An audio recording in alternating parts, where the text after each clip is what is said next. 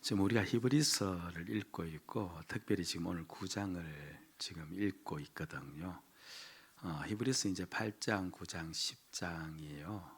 상당히 이제 어려운 내용이에요. 무슨 내용이냐니까 이제 교리적인 부분이 많이 들어가 있습니다. 무슨 부분이 들어가 있다고요? 교리. 이제 설교를 들을 때 이제 감동이 되는 말씀들, 그다음 우리에게 교훈이 되는 말씀들은 선뜻 이해가 잘 되는데 이 교리는요 조금 이해하는 것이 힘들기도 하고 또는 뭡니까 설명하는 것이 복잡하기도 해요. 그래서 제가 미리 사전에 이제 이렇게 딱 조치를 취해 놓는 거죠. 그러니까 어렵더라도 그렇죠. 이 말씀을 잘 따라오시기를 바랍니다. 사실 어려우면 안 되는데 여러분 설교 중에서 가장 못하는 설교가 무슨 설교인지 아세요? 예, 어려운 설교예요. 어려운 설교는 가장 못하는 설교인데 여하튼 우리가 좀 정신을 집중해서 하나님께서 우리에게 주시는 음성을 오늘 무슨 교리를 우리에게 주는지 한번 들어야 되는데 사실 이제 우리 믿음을 떠받치고 있는 것은요 교훈이 아니고 교리예요.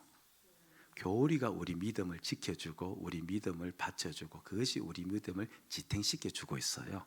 그래서 교리 부분을 우리가 들을 수가 있어야 되는데 하나님께서 지난주하고 연관해서 들으시면 돼요. 이스라엘 백성들을 이제 애굽에서 이제 끌어내신 다음에 포로에서 해방시킨 다음에 그들에게 한 언약을 했어요.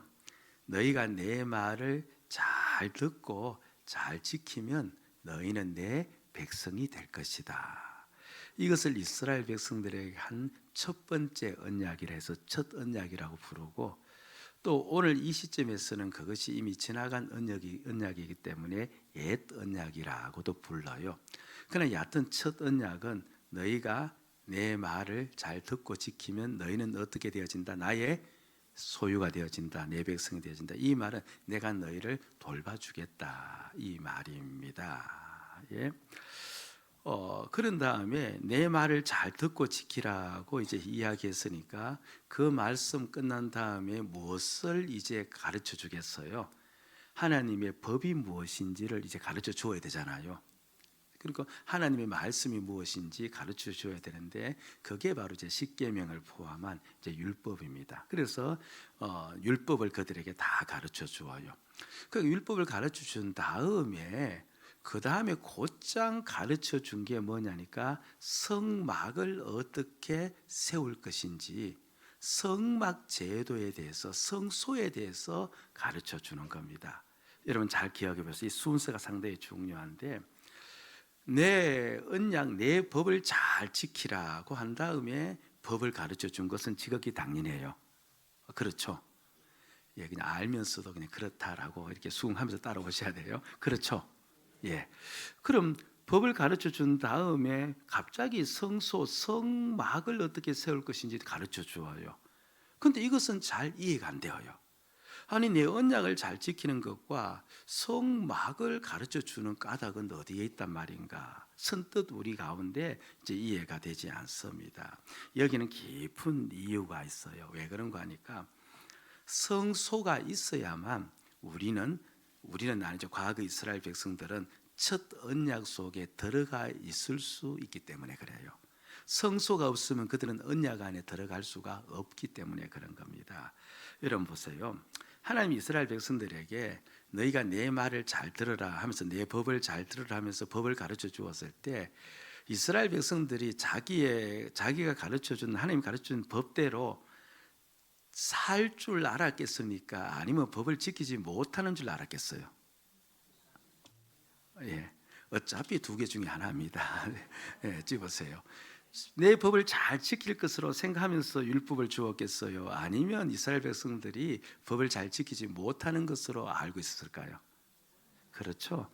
법을 주어도 지키지 못한다는 것을 알고 있는 겁니다.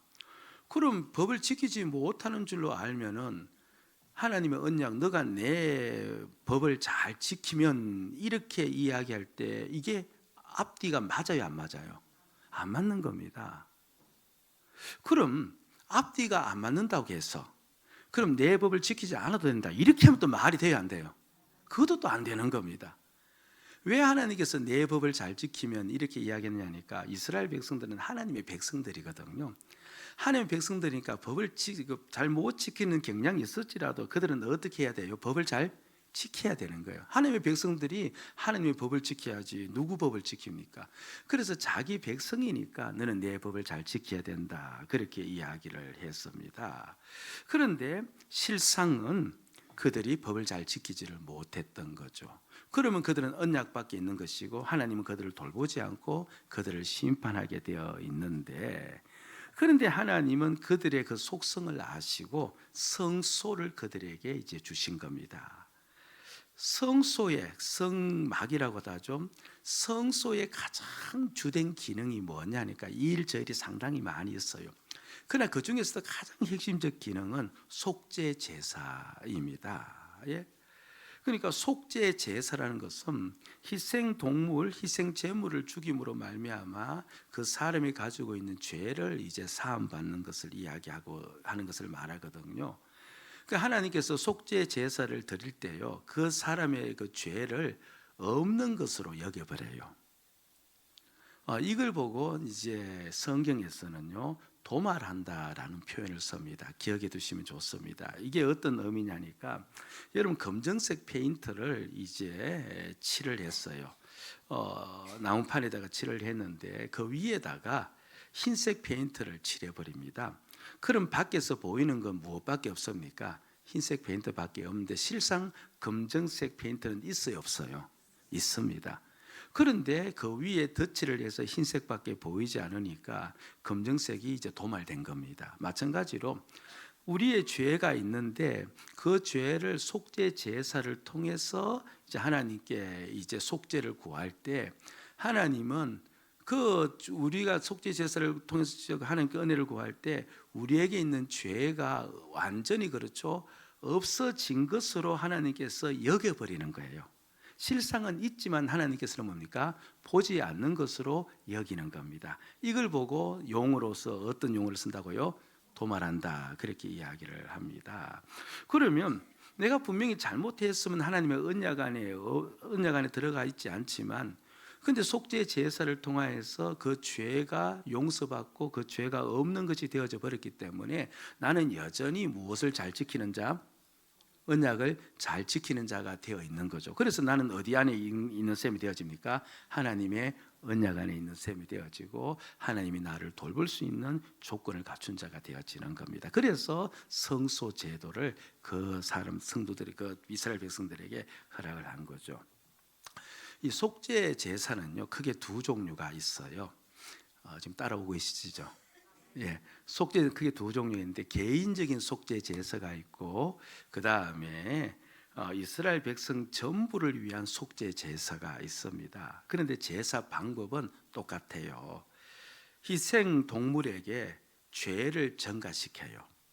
그리고 그 희생 동물을 이제 죽임으로 피를 받아서 그 피를 이제 뿌리는 겁니다. 예를 들면 이스라엘은 1년에 한 번 대제사장이 이스라엘 모든 백성들의 죄를 속죄하는 날이 있어요. 이 날을 속죄일이라 부르고 7월 10일로 그 날을 정해 놓았습니다. 그때 이제 대제사장은요, 두 마리의 이제 순염소를 이제 가지고 와서, 그리고 이제 이스라엘 백성들의 죄를 전가시키죠. 전가시키기 위해서 그 각각의 그 염소 위에 안수를 해요. 누가? 대제사장이. 안수를 하면은, 안수라는 뜻이 전가한다는 뜻이거든요. 그러면 이스라엘 모든 백성의 죄가 어디로 전가되어지는 거예요? 순염소에게 전가되어지죠. 그러면 그 중에 이제 한 마리를 택했어요. 한 마리를 택해서 이제 죽여요. 죽이고 그 피를 가지고 이 대제사장이 지성소라고 해서 하나님이 계신 곳을 상징하는 지성소에 들어가요. 들어가면 지성소에는 딱 한 가지 이제 물건이 있는데, 우리가 배웠습니까? 배웠어요? 무엇이 있어요? 예, 저는 배웠다고 이야기하는데 여러분 대답을 하지 않으면, 바로 거기에는 언약궤가 있어요. 자, 정신줄 놓지 마시고요. 언약궤 안에는 세 가지 물건이 들어가 있다고 했습니다. 그런데 그 세 가지 물건 전부 다 한 가지를 상징하는데 사람의 죄를 상징한다고 했어요. 그런데 거기에다가 이제 짐승의 피를 이제 뿌리는 겁니다. 바른다고 생각하셔도 됩니다. 뿌리면 그러면 결국은 그 안에 있는 죄는 어떻게 되어지는 겁니까? 보이지 않고 도말되어지고 밖에 짐승의 피만 보이죠. 그러므로 죄가 없는 것으로 여기는 겁니다. 우리의 죄는요 두 군데에 반드시 기록이 되어져요. 첫째는 이 요한계시록 20장 12절에 나오는데, 자 우리 성경 구절 같이 한번 읽어봅시다. 시작. 또 내가 보니 죽은 자들이 큰 자나 작은 자나 서 있는데 책들이 펴 있고 또 다른 책이 펴졌으니 곧 생명책이라 죽은 자들이 자기 행위를 따라 책들에 기록된 대로 심판을 받으니. 그러니까 우리의 모든 죄악들이 어디에 기록이 된다는 거예요? 생명책에 기록이 된다는 겁니다. 그럼 죄를 도말한다고 했을 때 어디에 있는 죄를 없애버려야 돼요? 생명책에 기록된 죄를 없애버려야 돼요. 그래서 우리가 속죄 제사를 그렇게 드리고 대제사인 그렇게 드릴 때 하나님은 그 언약궤에 피를 뿌릴 때 이스라엘 모든 백성들의 죄를 어디에서 제거해 버리는 겁니까? 생명책에서 제거해 버려요. 그럼 죄가 보여요, 안 보여요? 없는 겁니다. 근데 또 죄가 어디에 계속 기록되느냐 하니까 각자의 마음 속에 기록이 되어져요. 여러분, 나는 죄를 지어서 잊어버려도요 죄는 우리에게 여전히 남아 있어요. 그러면 죄를 도말한다면 우리 마음에 있는 죄도 어떻게 해야 됩니까? 없애버려야 되잖아요. 그래서 하나님께서 그것을 보여주기 위해서 어떤 조치를 취했느냐니까, 아까 염소 몇 마리를 가져왔다고 했습니까? 2마리를 가져왔는데 한 마리는 그렇게 잡아서 피를 그곳에 뿌리고, 또 한 마리도 또 안수해서 죄를 증가시킨 다음에 그 염소를요 깊은 광야 속으로 데리고 가요. 그리고 그곳에서 죽게 만들어 버립니다. 그 죄가 증가받은 염소가 깊은 광야에서 죽도록 만들므로 말미암아서 그 염소는 누구 대신 죽은 것이 되어져요? 우리 대신 죽은 것이 되어지죠. 그러면서 우리 마음속에 있는 이 기록된 죄가 도말되었다는 것을 이제 보여주는 겁니다. 그러니까 우리 마음에 있는 죄와 생명책에 기록된 죄가 전부 다 장부에서 다 말끔히 지워져 버렸으니까 하나님께서는 우리를 보시면서 죄가 있는 자다 없는 자다, 없는 자다 그렇게 여기는 것, 그게 바로 무슨 제사? 속죄 제사라는 겁니다. 예. 그러니까 이 속죄 제사가 있어야만 우리가 어디 안에 들어가 있는 셈이 되어져요? 첫 언약 안에 들어가는 거예요. 첫 언약은 너희가 내 말을 듣고 지키면인데 우리는 그렇게 지키지를 못하는데, 지키지 못했을 때 속죄 제사를 통하여서 그 죄가 가려짐으로 우리는 주님의 말씀을 따라 사는 자로 인정되어지면서 주님이 계속 우리를 돌보시는 그 첫 언약 속에 우리가 들어가게 되어지는 겁니다. 그래서 히브리서 9장 1절에서 이렇게 이야기를 하는 거예요. 첫 언약에도 섬기는 예법과 세상에 속한 성소가 있더라. 말은 어렵죠. 공공장소에서 큰 소리로 떠들어서는 안 된다. 이건 하나의 예의 범절이에요. 그리고 어른 앞에서 다리를 꼬아서는 안 된다. 이거 하나의 예법입니다. 그렇죠. 어른 앞에서 취하는 태도인데 마찬가지로 바로 하나님께서 첫 언약을 지키는 예법으로서 바로 성소를 주었고 속죄 제사를 우리에게 주었어. 그래서 속죄 제사를 통하여서 우리가 계속 어디 안에 머물 수 있도록 첫 언약 속에 머물 수 있도록 만들었다. 그 이야기를 하면 사실 우리가 아니고 이스라엘 백성들 하여금 그렇게 머물 수 있도록 만든 거죠. 그런데 하나님은 그 첫 언약을요 계속 우리에게 주신 게 아니에요. 만약 오늘 또 우리가 첫 언약을 지켜야 된다면 여러분들은 물론 그 상상이지만 교회 올 때 무엇을 데리고 와야 돼요? 예, 염소 한 마리씩 다 데리고 와야 됩니다. 염소가 아니더라도 뭐 어떤 동물을 데리고 와야 돼요. 뭐 비둘기를 데리고오든지. 그러면 상당히, 그럼 이곳은 예배드리는 장소가 그죠? 한마디로 그야말로 그렇죠. 급판이 되겠죠. 염소판이 되겠죠. 그럼 저는 또 뭘 해야 될까요? 예, 잡아서 피 뿌리고 얼마나 수고해야 되는지 모릅니다. 근데 이 첫 언약은 아까도 이야기한 것처럼 오늘 우리의 시점에서는 옛 언약이라고 이야기를 해요. 그러니까 이 언약은 이제 우리에게 유효하지 않다는 겁니다. 그러면서 하나님은 우리에게 새 언약을 주신 겁니다. 그 새 언약이 뭐냐니까 들어보세요. 지난주에 말씀드린 것처럼 이게 너무 중요한 거예요. 내 말을 너희 마음과 생각에 두게 하고 너희는 내 백성이 될 것이며 나는 너희 죄를 기억하지 않겠다는 거예요. 그러니까 내 말을 어디에 두고? 너희 마음과 생각에 두고 나는 너희의, 그렇죠? 좀 너희는 나의 백성이 되고, 그리고 나는 너희 하나님이 되고, 나는 너희의 죄를 어떻게 하겠다? 기억하지 않겠다는 겁니다. 예? 내 말을 너희 마음에 두고 생각에 둔다는 말은요, 말씀이 내 안에 있다는 말은, 여러분 지난 시간 잠깐 한번 기억해 보세요. 말씀이 내 안에 있으려면 누가, 그렇죠, 내 안에 계셔야 됩니까? 성령이 계셔야 돼요. 그러면 이 말은 결국 하나님이 누구와 함께 계시겠다는 거예요. 나와 함께 계시고 나는 너희 하나님이 되겠고, 그래서 너희와 함께 영원토록 살겠다, 이런 뜻이거든요. 심판하지 살겠다는 겁니다. 그럼 왜 이 새 언약을 하나님께서 주셨을까라고 했을 때, 첫 언약 안에 있는 그 제사는요, 완전한 제사가 아니기 때문에 그런 겁니다. 여러분 보세요. 속죄 제사가 완전하다면은 우리 죄를 완전히 어떻게 해야 돼요? 없애야 될 것이죠. 그런데 속죄 제사를 매일마다 매년마다 계속 드려요. 그 제사가 완전하다면, 우리의 죄를 완전히 없앴다면 매일 매년 드릴 필요가 없어요. 그런데 매일마다 매년마다 제사를 드렸다면 속죄 제사가 완전하지 않다는 말이거든요. 그럼 그게 왜 완전하지 않는가 하면은, 지금 저를 집중하세요. 왜 완전하지 않느냐 하면요, 속죄 제사는요, 우리가 지은 죄만 용서받을 따름이에요. 무슨 죄만 용서받는다는 거예요? 지은 죄만. 밖에서 아이가 놀다가 집에 이제 왔습니다. 근데 아이가 더러운 곳에서 놀았어요. 그럼 엄마는 어떻게 이야기합니까? 씻으라고 이야기하죠. 예. 그러니까 속죄 제사는요, 밖에서 더러운 곳에 놀다 온 아이를 향하여서 씻으라고 이야기하는 거기에 해당되어지는 겁니다. 아이가 사실 밖에서 깨끗한 데서 전혀 더럽지 않는 곳에서 만약 놀고 왔다면 씻으라고 할 필요가 없죠. 그런데 아이는 계속해서 더러운 곳에서 놀고 집으로 들어오고, 엄마는 뭡니까? 더러운 곳을 씻으라고 하는 거예요. 그러려면 그 아이의 무엇을 바꿔주면 되느냐 하니까, 더러운 곳에 놀지 않도록 그 마음을 바꿔주면 되는데, 근데 그 마음은 바꿔지지 않는 채 계속 더러운 곳에서만 놀다 오는 겁니다. 그러니까 첫 언약이라는 것은요, 바로 이스라엘 백성들이 여러 가지 이제 죄악을 짓지 않습니까? 거짓말도 하고 도둑질도 하고 폭력도 행사하고 또는 비방도 하고 속이기도 하고 할 때, 그 밖에 보이는 그 죄만 무엇을 받는 거예요? 용서를 받는 겁니다. 그렇죠. 예. 그래서 그 마음을 바꾸어 놓는 게 아니고 바깥에 드러난 죄만 용서받는 것이기 때문에 그것을 육체의 예법이라 그렇게 불러요.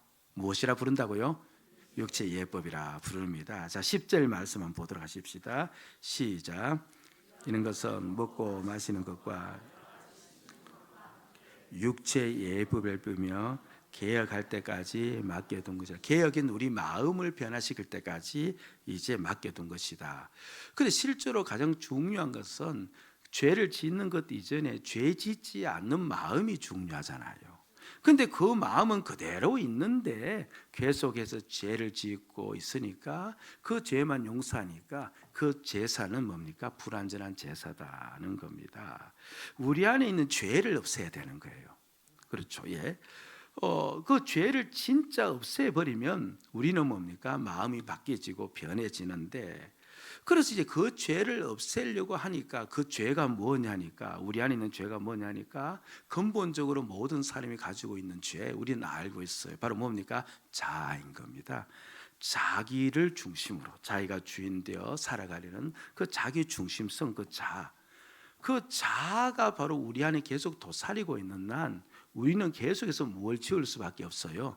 예, 죄를 지을 수밖에 없고, 그러니까 중요한 그걸 이제 없애야 되는데, 그런데 이제 성경에서는요, 그 자아가 어디에 있느냐라고 했을 때, 그렇죠, 그게 바로 마음에 있다, 양심에 있다, 이제 이렇게 이야기를 한 겁니다. 결국 우리 마음을 바꾸고 생각을 바꾸는, 양심을 바꾸는 그것이 진짜로 중요한 건데, 옛 언약은 그걸 했다 안 했다?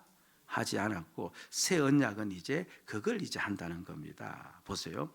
첫 언약에도 예법이 있듯이, 그러니까 성소 제도를 통해서 죄 용서 받으면서 새 언약 안에 살았듯이, 첫 언약 안에 살았듯이 새 언약도 그 언약을 이루기 위한 법이 있어요. 그게 무슨 말인가 하니까, 사람의 자아를 대신하려면요, 사람을 대신하는 거죠. 대신하려면 동물로서 대신할 수가 있어요, 없어요? 없습니다. 적어도 나를 대신하려면, 사람을 대신하려면, 그렇죠, 누가 대신할 수 있습니까? 사람이 대신할 수 있어요. 그런데 그 사람의 죄를 대신하려면 그 사람에게는 무엇이 없어야 된다고 우리가 들었습니까? 죄가 없어야 되는 겁니다. 그래서 하나님이신 예수님께서 이 땅에 사람의 모양으로 오셔서, 그래서 우리의 죄를 어떻게 했는가 하니까, 아까 희생제물은 죄를 무엇을 받는데요? 전가받는다고 했지 않습니까? 그래서 우리의 죄를 다 전가를 받은 겁니다. 예수님께서 죄를 언제 전가받았느냐 하니까요, 바로 세례 요한으로부터 세례를 받을 때였습니다. 세례 요한에 가서 예수님께서 나 세례 받아야 된다라고 하니까 세례 요한이 깜짝 놀라요. 아니, 내가 세례를 받아야 되는데 어떻게 당신이 나에게 세례를 받는다고 말할 수 있습니까? 그렇게 되물었을 때 예수님께서 세례 요한에게 하신 말씀이 뭐냐 하니까 마태복음 3장 15절입니다. 자, 같이 한번 집중하는 차원에서 읽읍시다. 시작. 이제 허락하라 하신데, 예, 요한이, 저 말씀에 보면요, 이와 같이 하여 모든 의를 이루는 것이 합당하다 이렇게 이야기하잖아요. 이 말을 해석하면, 너가 나에게 세례를 베풀기 위해서, 세례할 때 안수하잖아요. 세례를 베풀기 위해서 안수함으로 세상의 모든 죄를 나에게 넘기기를 바란다, 이런 뜻이에요. 세례 요한은 우리는 그냥 세례 요한으로 알고 있는데요, 여러분, 이스라엘에서 대제사장이 되려면 누구의 혈통을 따라야만 됩니까? 아론의 혈통을 따라야 돼요. 그런데 세례 요한이 바로 아론의 직계 혈통이에요. 그런데 그 당시 대제사장은요, 돈으로 사고 팔았기 때문에 이제 뒤죽박죽이 되어버렸는데, 실제로 대제사장이 될 수 있는 사람은 누구였다는 거예요? 세례 요한이었던 겁니다. 그런데 세례 요한이 이제 대제사장의 자격으로 이제 누굽니까? 예수님에게 안수를 하는 거예요. 그걸 성경에서는 무엇을 전가받는 거예요? 세상 모든 사람의 죄를 전가받는 그 의식으로 예수님께서 해석을 한 겁니다. 그리고 그 죄를 다 전가받은 다음에 예수님께서 그 다음에 이제 길에 다니실 때 세례 요한이 예수님을 보시고 한 유명한 말씀이 있어요. 보라, 무엇이다? 세상 죄를 지고 가는 하나님의 어린 양이로다. 그렇게 말씀하신 까닭이 바로 어제 그에게 무엇을 했기 때문에, 세상 모든 죄를 전부 다 전가시켰기 때문에 그런 겁니다. 그렇게 예수님께서 우리의 모든 죄를 전가 받으셨습니다. 자, 보세요. 지금 저는 무엇을 설명하고 있는 거예요? 우리가 새 언약 속에 살고 있는데, 그 언약 속에 살고 하기 위해서 바로 예수님께서 중보자 역할을 하셨다는 것을 설명하고 있는 겁니다. 예수님 죄를 완전히 전가받았어요. 대제사장이 수염소의 피를 받아가지고 어디로 들어갔어요? 예, 지성소에 들어가서 그 피를 뿌리지 않습니까? 그런데 예수님이 대제사장이 되셔서 이거죠, 우리의 모든 죄를 다 짊어지고 죄를 받아가지고 이제 어디에 가셨느냐 하니까 하늘 성소로 올라가신 겁니다. 진짜 성소예요. 이 땅에 있는 성소는 하늘 성소의 모형인데 진짜 성소로, 하늘 성소로 올라가셨습니다. 12절에 그게 나와요. 자, 다시 한번 크게 읽읍시다. 시작. 오직 자기의 피로 영원한 속죄를 이루사 단번에 성소에 들어가신, 그러니까 하나님 주님께서 단번에 성소에 들어갔다는 말은 이 땅에 지어진 성소가 아니고 어디 성소? 하나님이 계신 하늘 성소로 들어가신 겁니다. 들어가셔서 예수님 그곳에 하나님 앞에 선 겁니다. 그 하나님 앞에 선 것이 무엇을 의미하느냐니까, 바로 대제사장은 짐승의 피를 뿌렸지만서도 예수님은 이미 자신이 모든 백성의 죄를 다 짊어지고 하나님 앞에 나와왔기 때문에 하나님 앞에 지금 뭘 하고 있는 의식이에요? 피를 뿌리는 의식을 거기서 행하고 있다는 겁니다. 그러니까 그 피로 말미암아서 예수님께서 하늘 성소에 들어가서 우리의 모든 죄를 다 가지시고 하늘 성소에 들어감으로 말미암아서 우리의 모든 죄는 전부 다 어떻게 되어진 거예요? 도말되어진 겁니다. 없어진 것으로 여겨버렸다는 말입니다. 그렇죠? 그러면서 무엇이 성취가 되었냐니까 새 언약이 성취가 된 겁니다. 우리가 진실로 예수를 나의 주로 믿으면요, 내가 너희와 영원토록 함께 있어 너희를 심판하지 않고 내가 너희의 하나님이 되겠다는 이 약속이 나에게 어떻게 된 겁니까? 이루어진 거예요. 누구로 말미암아서? 예수 그리스도께서 그 역할을 함으로 말미암아. 첫 언약 때는 성소로 말미암아 이루어졌는데 이제는 대제사장이신 예수로 말미암아서 바로 우리의 모든 죄와 모든 것들이 다 사해졌고 도말되어졌고 하나님께서는 우리를 뭡니까? 받으신 겁니다. 그래서 우리는 새 언약 속에 들어가 있는 자가 된 겁니다. 여러분, 이걸 믿으셔야 됩니다. 내가 예수를 진실로 나의 주로 받아들였으면요, 우리는 어떤 언약 속에 살고 있는 자입니까? 새 언약 속에 살고 있는 자입니다. 예. 그러니까 하나님이 나의 영원한, 그렇죠, 하나님이 되시고 나와 함께 하시면서 나에게 무엇을 내리지 아니하시고 심판하지 아니하시는 그 놀라운 언약 속에 우리가 들어가 있는 겁니다. 그래서 우리가 어떻게 살아야 되느냐라고 했을 때 첫 번째는요, 절대로 우리는 심판을 두려워하지 말아야 됩니다. 행여나 내가 심판받을까, 행여나 내가 하나님으로부터 어떻게 잘못당할까, 심판에 대한 두려움이 없는 까닭은 우리는 어떤 언약 속에 들어가 있기 때문에, 새 언약 속에 들어가 있기 때문에 그런 겁니다. 여러분, 우리에게는요 심판이 없어요. 이보다 더 큰 복이 없는 거죠.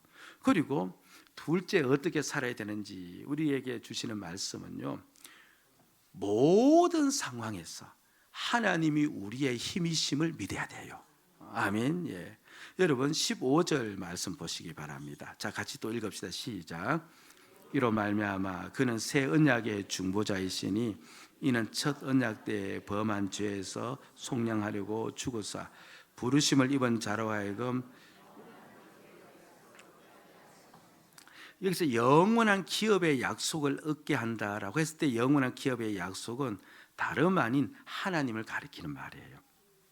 하나님이 우리의 생명이 되시고 하나님이 우리의 능력이 되시고 하나님이 우리의 힘이 되신다. 바로 너희들이 이제부터는 그것을 붙잡고 살기를 바란다, 이 이야기를 하고 있는 겁니다. 다윗은요 평생을 전쟁 속에서 살았어요. 그는 목동 시절부터 시작해서 전쟁 가운데 살았습니다. 다윗의 목동 시절을 회상할 때요, 다윗은, 우리는 목동하면 늘 그렇죠, 목가적인 풍경 있잖아요. 푸른 초원이 깔린 가운데 양들이 한가로이 이제 풀을 뜯고 하늘에 뭡니까, 구름이 이제 덩치를 대면서 있는 그 목가적 그림을 연상하는데 다윗은 그런 그림을 연상하지를 않습니다. 다윗에게서 양치는 그 목동으로서 있는 세월은요 맹수와의 전쟁이었습니다. 언제든지 맹수가 그 양들을 덮치기 위해서 오고 자신은 그 맹수로부터 양들을 보호하기 위해서 맹수와 전쟁을 쳐야 되는, 그리고 그 다윗이 나중에 성장해서 그렇죠 사울에게 쫓기면서 생명을 그렇죠 건지려고 애쓰는 그 삶을 십수년 살고, 그리고 나머지 그의 전생에는 하나님이 약속하신 땅을 얻기 위해서 전쟁하면서 살았어요. 다윗의 전생에는 죽음의 그림자 속에서 살았던 겁니다. 그런데 그 죽음의 그림자 속에서 살고 있던 다윗이요, 그가 정작 자신은 어떻게 살았는지를 고백할 때 이렇게 고백을 해요. 시편 62편 1절 2절 말씀입니다. 같이 읽을까요?